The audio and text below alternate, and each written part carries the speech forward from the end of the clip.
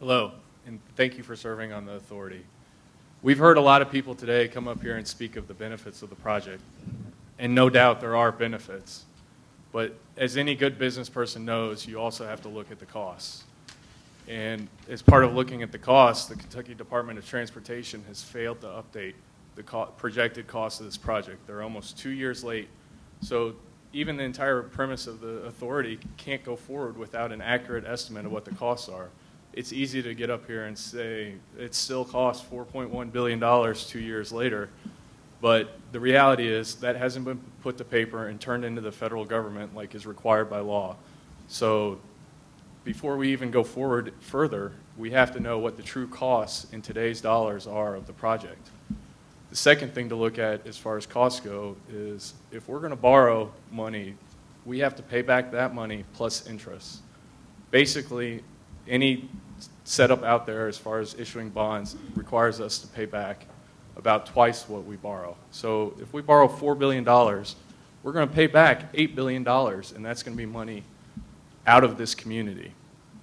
The Build the Bridges Coalition commissioned a study, a report, on the economic benefits of this project. And we hear in the media and we hear it announced from a lot of the business leaders in the community of all the jobs that are going to be created and all the economic benefits.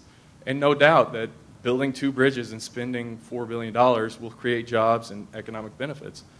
But the entire premise of that study is based on new money from outside the community, federal dollars being brought into the community.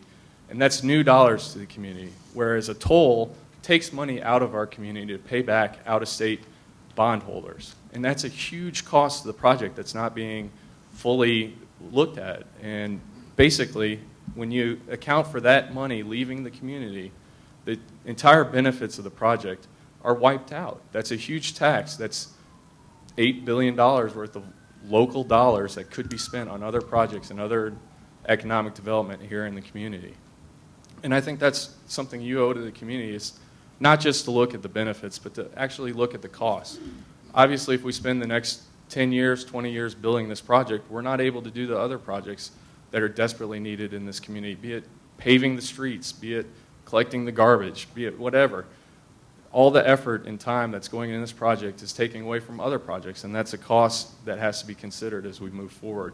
Nobody here is against building and development and projects, and I support new bridges. My personal preference is local access bridges. Everyone has different opinions. Something needs to be done, but I think what everyone's saying, and the reason that we haven't been able to get this project done over 25 years is because if you take a hard look at the costs, 3 minutes. The benefits do not outweigh the costs of this project, and that's what's keeping things from coming together as a community. That's what's dividing us, is that this project has just grown and grown and grown, and to a point where the benefits do not outweigh the costs. So please, please, as you evaluate this project, don't just listen to the benefits.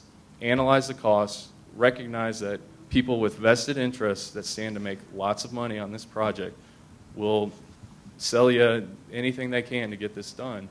But the reality is that an $8 billion tax on this community will detrimentally affect our ability to move forward as a community for the foreseeable future. Thank you.